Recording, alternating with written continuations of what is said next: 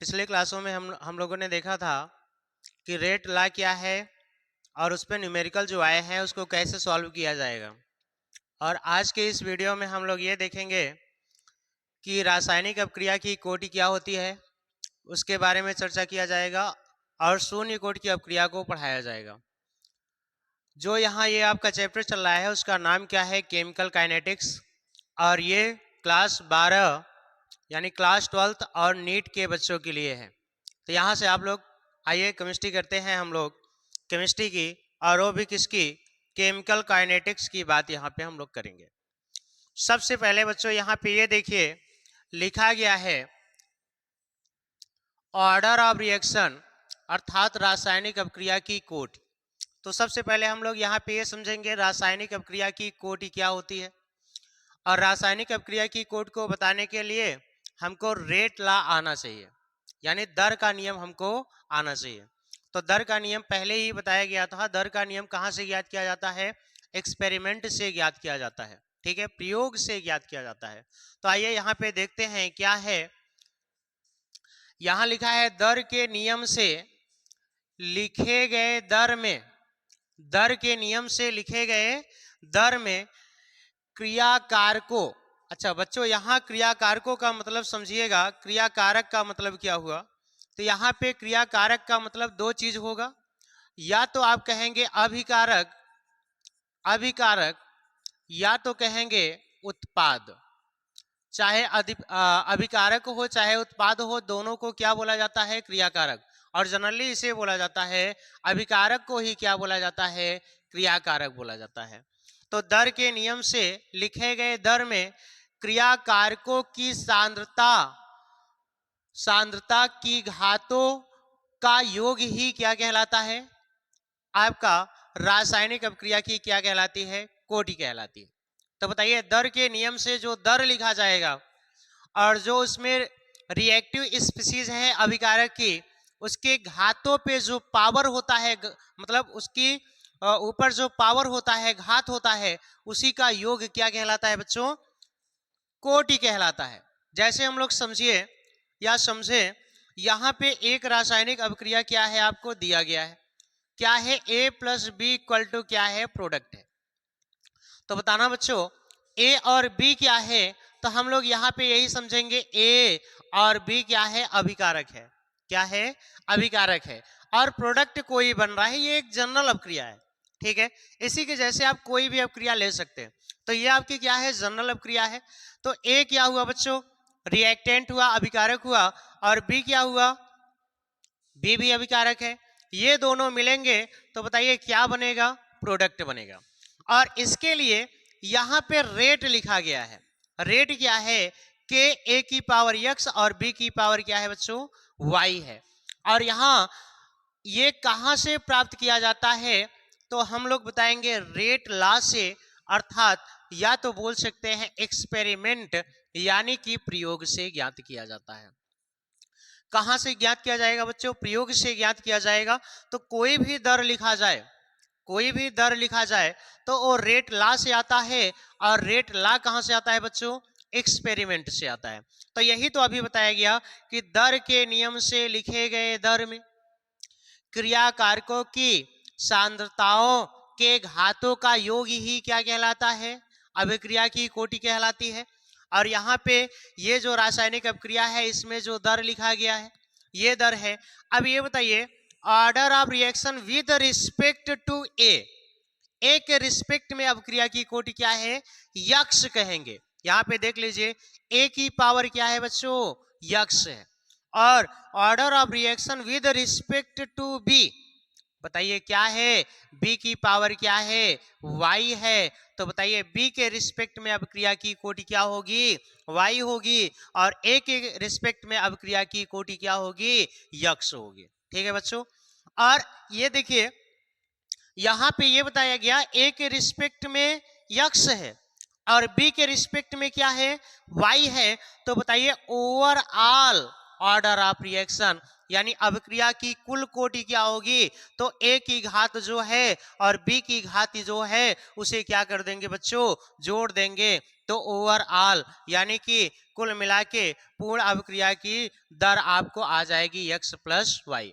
तो बताइए इस अभिक्रिया के लिए रेट ये है, तो बताइए ये कहां से आया, रेट ला से आया, और रेट ला कहां से आया, एक्सपेरिमेंट से आया, और यहां से कहेंगे ए के रिस्पेक्ट में अभिक्रिया की कोटि x है और b के रिस्पेक्ट में अभिक्रिया की कोटि क्या है, y है। तो बताइए संपूर्ण अभिक्रिया की कोटि या ओवरऑल ऑर्डर ऑफ रिएक्शन क्या हो जाएगा बच्चों, x प्लस वाई हो जाएगा। ठीक है, अभी हम लोग क्या पढ़ रहे हैं, कॉन्सेप्ट पढ़ रहे हैं, और कॉन्सेप्ट पढ़ने के बाद में क्या किया जाएगा, न्यूमेरिकल किया जाएगा। तो ऑर्डर ऑफ रिएक्शन होता है कुछ नहीं है, सिर्फ यही कहेंगे जो दर के नियम से जो दर लिखा गया है, जो दर के नियम से जो आपका दर लिखा गया है उसमें रिएक्टिव स्पीसीज अर्थात क्रियाकारकों की घातों का योग ही क्या कहलाता है, ओवरऑल ऑर्डर ऑफ रिएक्शन या अभिक्रिया की कोटि। और यहाँ पे कहेंगे ए के रिस्पेक्ट में अभिक्रिया की कोटि x है और बी के रिस्पेक्ट में अभिक्रिया की कोटि y है, a प्लस बी अर्थात ओवरऑल ऑर्डर ऑफ रिएक्शन क्या है बच्चों, x प्लस वाई है। स्क्रीनशॉट लेना चाहे तो ले सकते हैं। आइए इसके बाद हम लोग चर्चा करते हैं, इसके बाद हम लोग चर्चा करते हैं यहाँ पे, ये आपका हुआ, इसके बाद में सेकंड टॉपिक की बात करते हैं। तो बताइए अभिक्रिया की कोटि कहां से देखा जाएगा, दर के नियम से देखा जाएगा। जो दर के नियम से जो आपका दर लिखा जाएगा यानी कि एक्सपेरिमेंट से जो दर लिखा जाएगा उसमें जो रिएक्टिव स्पीसीज की घात होंगी वही अभिक्रिया की कोटि कहलाएंगी। यहाँ पे कुछ खास पॉइंट हैं जो कि कॉम्पिटिटिव एग्जाम में स्टेटमेंट, अभी आप लोग जानते भी है नीट के पेपर में एक स्टेटमेंट वाले क्वेश्चन कितने आते हैं, तो यहाँ पे हम लोग चर्चा करेंगे क्या स्टेटमेंट बनने की क्या है संभावना है। प्यारे बच्चों आइए हम लोग देखते हैं कि स्टेटमेंट यहाँ पे क्या बन सकता है। ठीक है, पहली लाइन क्या है, ऑर्डर इज एक्सपेरिमेंटल क्वांटिटी, क्या है, ऑर्डर इज एक्सपेरिमेंटल क्वांटिटी। तो ये नई बात नहीं है, पुरानी ही बात है। क्या बात है बताइए, रेट ऑफ रिएक्शन कहां से लिखा जाता था या दर का नियम कहां से आता था, एक्सपेरिमेंट से आता था। अब ये बताओ ऑर्डर ऑफ रिएक्शन भी कहां से लिखा गया, दर के नियम से लिखे गए दर में। तो बताइए अगर टोटल आपका दर ही कहां से लिखा जा रहा है, एक्सपेरिमेंट से, तो बताइए जो ऑर्डर ऑफ रिएक्शन आएगा वो भी एक्सपेरिमेंट से लिखा जाएगा। विच ऑब्टेन्ड फ्रॉम रेट लॉ, ये भी तो पुराना है, अभी मैंने बताया कि इसे कहां से प्राप्त किया जाएगा, रेट लॉ से। और रेट लॉ कहां से आएगा बच्चों, एक्सपेरिमेंट से आएगा। कहां से आएगा, एक्सपेरिमेंट से आएगा, इसीलिए ये लाइन बोली गई ऑर्डर इज एक्सपेरिमेंटल क्वांटिटी। ठीक है, आइए दूसरे नोट की बात करें, order of reaction can be 0 1 2 3 यानी कि 0 1 2 3 ETC और भी हो सकता है, यानी कि अभिक्रिया की कोटि 0 भी होती है, 1 भी होती है, 2 भी होती है और 3 भी होती है, 4 भी हो सकती है, 5 भी हो सकती है, अथवा फ्रैक्शनल, फ्रैक्शनल मतलब बच्चों भिन्नात्मक होता है। क्या होगा, भिन्नात्मक होगा। तो बताइए जैसे भिन्नात्मक का मतलब हम लोग क्या समझते हैं, जैसे 1/2 में लिखा जाए, 3/2 में लिखा जाए, ये सब क्या है चीजें, फ्रैक्शनल है अर्थात भिन्नात्मक है। तो बताइए यहाँ से हम लोगों ने क्या देखा, दो पॉइंट को, पहले पॉइंट को हम लोगों ने ये देखा कि रासायनिक अभिक्रिया की जो कोटि होती है वो एक्सपेरिमेंटल क्वांटिटी होती है। आपको ये दे सकता है स्टेटमेंट में, आपको देगा अभिक्रिया की कोटि एक्सपेरिमेंटल क्वांटिटी होती है, तो आप क्या बताएंगे, हाँ होती है। ठीक है, और दूसरी चीज क्या बताएंगे, ये 0 भी हो सकती है, 1 भी हो सकती है, 2 भी हो सकती है, 3 भी, आगे ETC लगाया गया है कि यानी कि और भी हो सकती है। और दूसरी बात फ्रैक्शनल भी हो सकती है अर्थात बच्चों भिन्नात्मक भी हो सकती है, अंश और हर के पदों में भी हो सकती है। आइए तीसरी बात की चर्चा करते हैं, order of reaction does not depend upon stoichiometric coefficient, यहाँ पे बोला गया है बच्चों कि जो रासायनिक अभिक्रिया की कोटि होती है और रस समीकरण मितीय गुणांक पर निर्भर नहीं करती है। अब यहाँ पे आपको समझ लीजिए रस समीकरण मितीय गुणांक क्या है।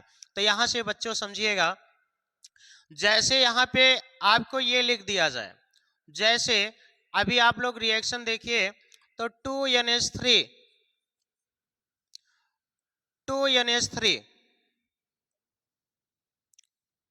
2NH3 को अगर हम लोग तोड़ते हैं तो ये टूटता है N2 प्लस 3H2 में।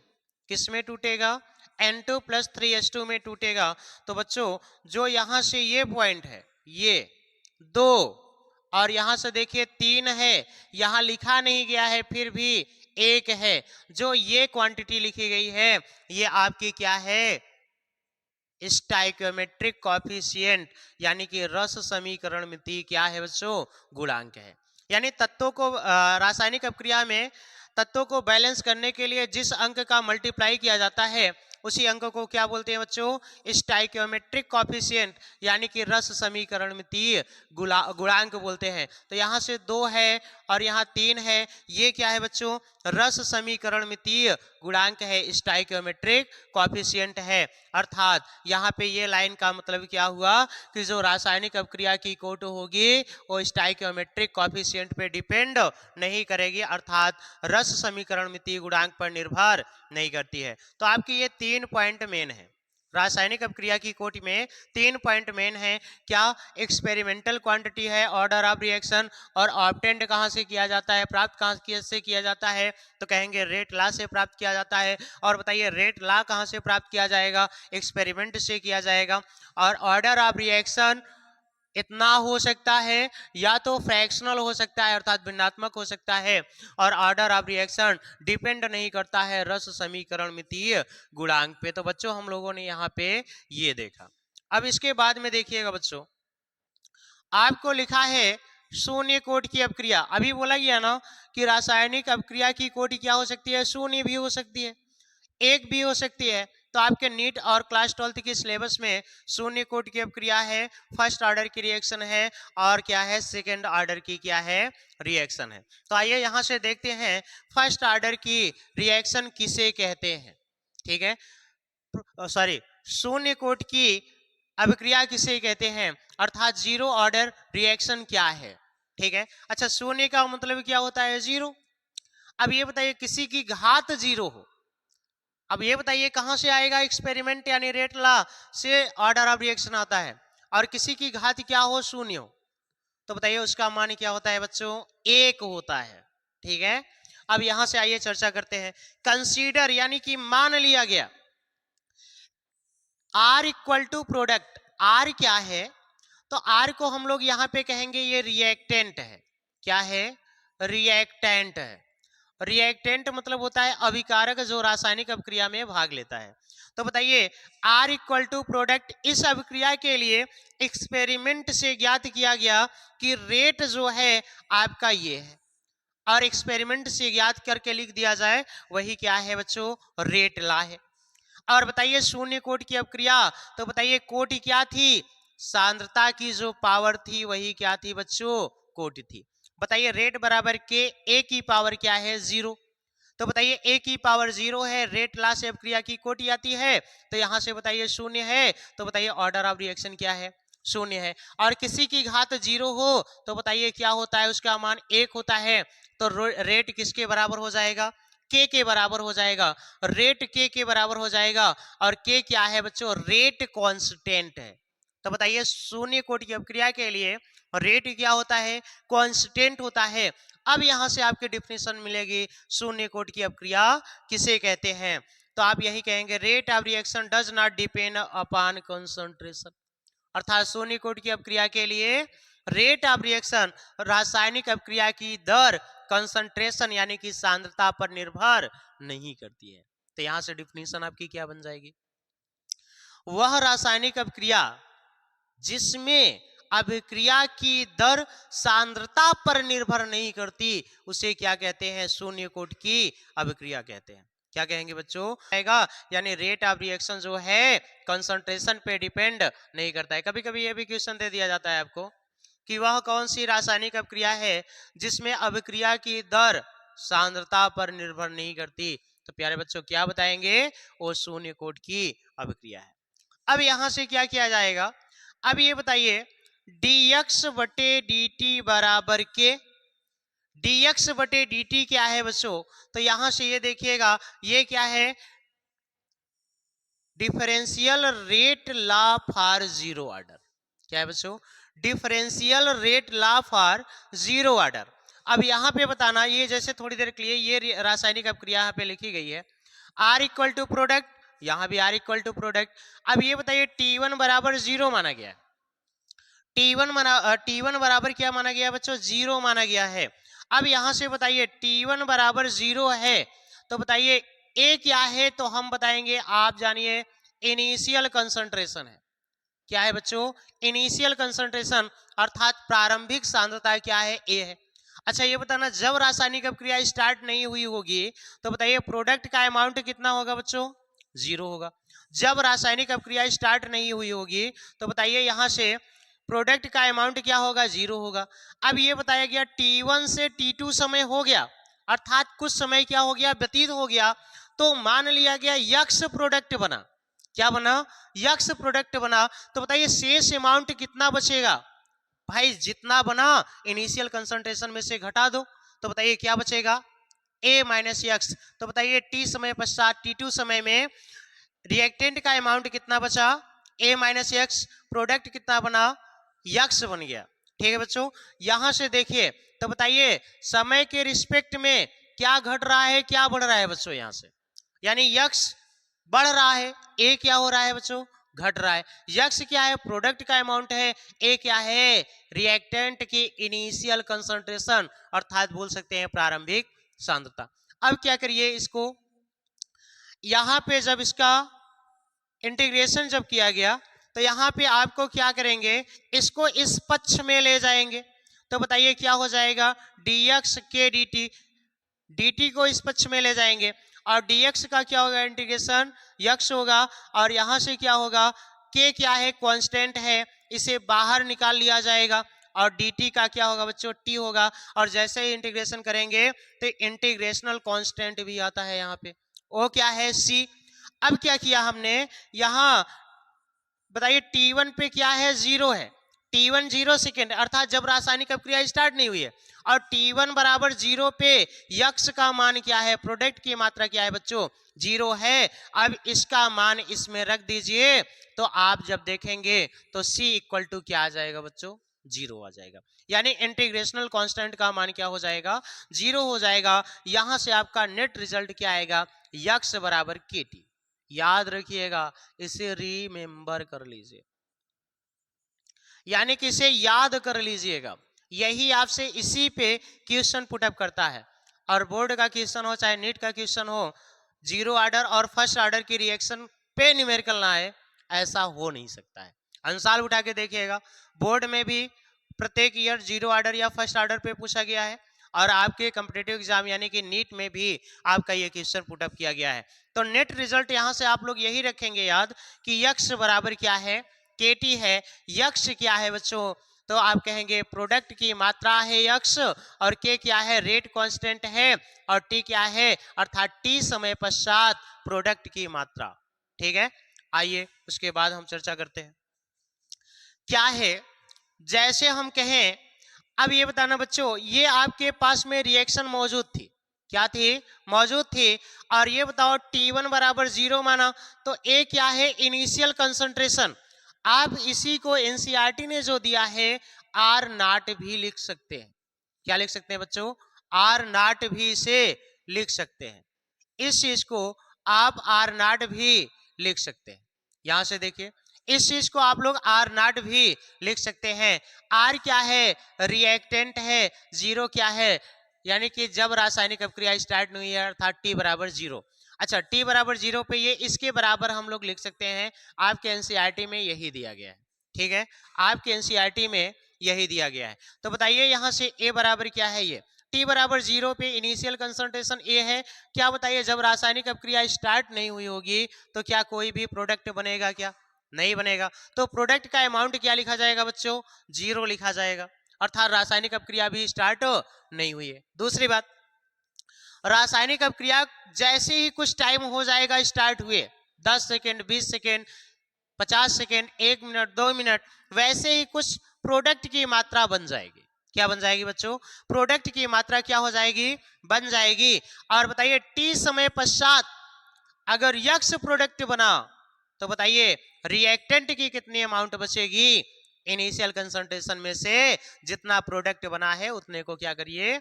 घटा दीजिए। तो बताइए टी समय पश्चात यक्स बन चुका है प्रोडक्ट, तो बताइए इनिशियल कंसंट्रेशन ए था, तो ए में से यक्स घटा दोगे, टी समय पश्चात कितना रिएक्टेंट की अमाउंट बची है, अर्थात अभिकारक का अमाउंट बचा है, उसको आपको यहां से क्या हो जाएगा बच्चों? मिल जाएगा। ठीक है, अब देखिए नोट में कुछ पॉइंट को लिखा गया है, यही न्यूमेरिकल के लिए मेन है। अब आपके फार्मूला तो ये आया ही था, यक्स बराबर क्या बच्चों? के टी। ठीक है, अब यहां से लिखा है amount of product after time T, यानी कि ये क्या है? टी समय पश्चात उत्पाद की मात्रा है। टी समय पश्चात उत्पाद की मात्रा है, तो बताना टी समय पश्चात उत्पाद की मात्रा कितनी हो गई बच्चों? यक्स है।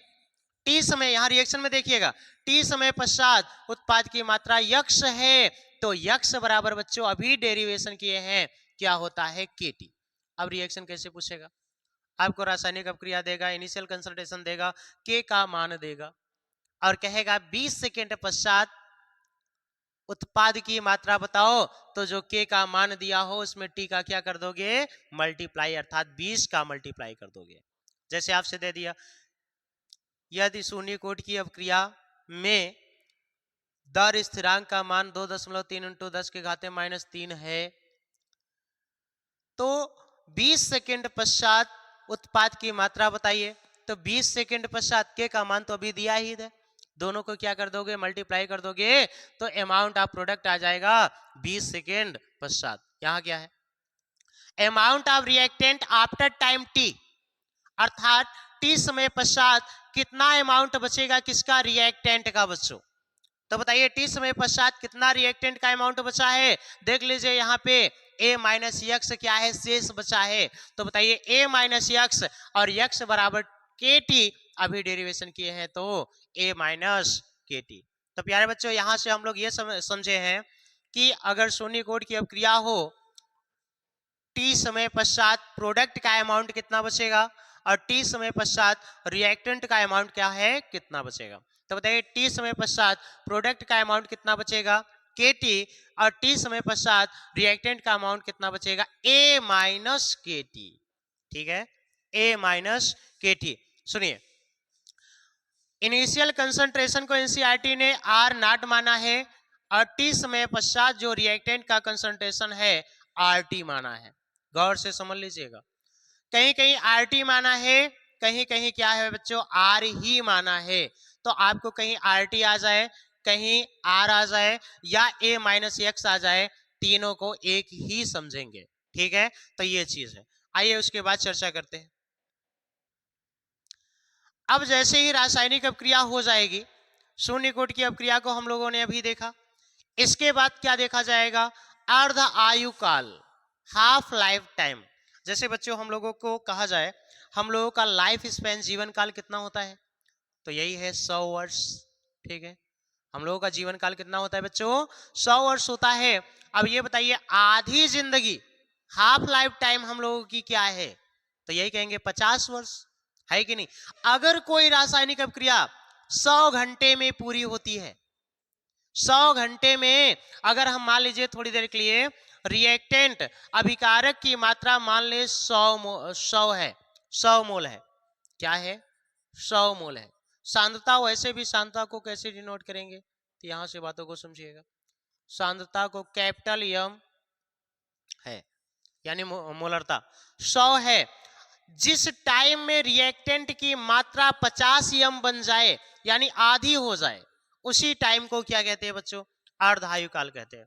अर्थात वह समय, किसी रासायनिक अपक्रिया का वह समय जिसमें अभिकारक की सांद्रता आधी बचती है या उत्पाद आधा बन जाता है, उसी टाइम को क्या कहते हैं बच्चों? अर्ध आयु काल कहते हैं। किसका?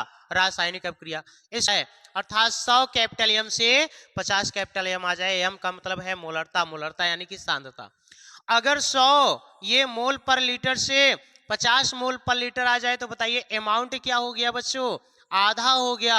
और रिएक्टेंट का अमाउंट आधा होने में जितना समय लगता है उसी समय को क्या बोला जाता है बच्चों? अर्धायु काल बोला जाता है। यानी जिस समय में अभिकारक की सांद्रता आधी हो जाए या उत्पाद आधा बन जाए उसी समय को क्या बोला जाता है बच्चों? हाफ लाइफ टाइम, अर्थात इसे ही बोला जाता है अर्ध आयु काल। क्या बोला जाएगा? अर्ध आयु काल बोला जाएगा। और टी हाफ से प्रदर्शित करेंगे और या तो टी 50% से प्रदर्शित करेंगे। देखिए पुरानी अपक्रिया है, आर इक्वल टू प्रोडक्ट है, तो बताइए T1 बराबर पे इनिशियल कंसंट्रेशन क्या है? ए है। और बताइए जब रासायनिक अपक्रिया स्टार्ट नहीं हुई होगी तो क्या कोई अमाउंट बचेगा? तो आप लोग बोलेंगे नहीं बचेगा, इसीलिए यहाँ शून्य लिखा गया। और बताइए इनिशियल कंसंट्रेशन ये है। अब ये बताइए T2 बराबर टी, कुछ समय हो गया तो कुछ समय बाद यक्ष अमाउंट बन गया किसका बच्चों? प्रोडक्ट का बन गया। और कितना शेष बचा रिएक्टेंट? ए माइनस यक्स। और याद कीजिए इसी को बच्चों क्या बोला गया था? R naught. इसको क्या बोला गया था? आर बोल लीजिए या आर टी, टी समय पश्चात। ठीक है। और यहां से देखिए टी हाफ का मतलब क्या होता है? जितने समय में रिएक्टेंट आधा रह जाए, तो बताइए ए में से ए माइनस एक्स घटाइए तो आपको नेट रिजल्ट क्या आएगा? a/2 आएगा। तो बताइए यह वही समय है जिसमें क्या हुआ? रिएक्टेंट की मात्रा आधी हो गई, अर्थात यही क्या है? Half life time. ठीक है। और बताइए प्रोडक्ट कितना बन जाएगा बच्चों? आधा बन जाएगा। प्रोडक्ट कितना बनेगा? आधा बन जाएगा। तो बताइए T1 पे ए है इनिशियल कंसंट्रेशन, जब रासायनिक अपक्रिया स्टार्ट नहीं होगी तो प्रोडक्ट का अमाउंट क्या होगा? 0 होगा। T2 समय पश्चात अगर ये प्रोडक्ट एक्स बन गया तो रिएक्टेंट कितना बचेगा? a माइनस एक्स बचेगा। और टी हाफ क्या है? अर्थात जिस समय में क्या हो जाए? प्रोडक्ट आधा बन जाए या रिएक्टेंट आधा बच जाए उसी को क्या बोलते हैं? टी हाफ बोलेंगे। ठीक है। इसके बाद देखिएगा टी हाफ के लिए क्या है? हमारे पास में एक फार्मूला था शून्य कोट की अपक्रिया के लिए। क्या था बच्चों? यक्स बराबर के टी। क्या था? यक्स बराबर क्या था बच्चों? के टी था। अब ये बताइए फार्मूला का वहां डेरिवेशन किया गया था। अब ये बताइए यक्स का अमाउंट यहां पे कितना हो गया? या मैं यहां लिख देता हूं दोबारा। बताइए आपके पास में क्या था? आर इक्वल टू क्या था? प्रोडक्ट था। आर इक्वल टू क्या था बच्चों? प्रोडक्ट था। अब ये बताइए T1 बराबर 0 पर, T1 बराबर 0 पे ये A था, इसका अमाउंट क्या था? 0 था। और ये बताना T2 बराबर T पर, T2 बराबर T पर ये A माइनस यक्स हो गया था और ये क्या था बच्चों? यक्स था। और यही बताना T हाफ पे क्या हो जाएगा? ये A माइनस यक्स का मान क्या हो जाएगा? a/2। तो A माइनस a/2। ठीक है। A में से a/2 को घटाइए तो क्या बचेगा बच्चों? a/2। और ये क्या है? a/2 है, यही है। इसको देखिए, इसको देखिए। तो बताइए रिएक्टेंट आधा समाप्त हुआ है और वही आधा रिएक्टेंट आधे प्रोडक्ट में कन्वर्ट हुआ है। इसी को क्या बोला गया था? टी हाफ बोला गया था। और शून्य कोट की अपक्रिया के लिए डेरिवेशन आया था आपका यक्स बराबर के टी। क्या आया था बच्चों? यक्स बराबर के टी। तो यक्स के स्थान पे टी हाफ पे देखिए क्या है? a/2। तो यहाँ पे क्या लिखा गया? a/2। के है और टी किस में बदल गया? टी हाफ पे a/kt हुआ था यक्स के स्थान पे। यक्स के स्थान पे टी हाफ पे बच्चों कितना हुआ? a/2। तो बताइए यक्स के स्थान पे क्या करेंगे? a/2 और टी के स्थान पे क्या करेंगे? t/2। तो आपको नेट रिजल्ट आएगा टी हाफ बराबर a/2 के। क्या आएगा बच्चों? a/2 के। इसे याद रख लीजिए। इस पे भी न्यूमेरिकल आपका क्या है? आता है। टी हाफ पे भी आता है। इनिशियल कंसंट्रेशन देगा, प्रारंभिक सांद्रता देगा और रेट कांस्टेंट देगा। आपसे ये पूछेगा कि बताइए के का टी हाफ कितना होगा? अब क्रिया की अर्धायु काल कितनी होगी, कितनी सेकंड होगी? ठीक है बच्चों। अब यहां से देखिए के तो स्थिरांक है, कोई बात नहीं। टू की भी कोई बात नहीं। टी हाफ किस पे निर्भर कर रहा है? तो बच्चों इनिशियल कंसंट्रेशन पे निर्भर कर रहा है।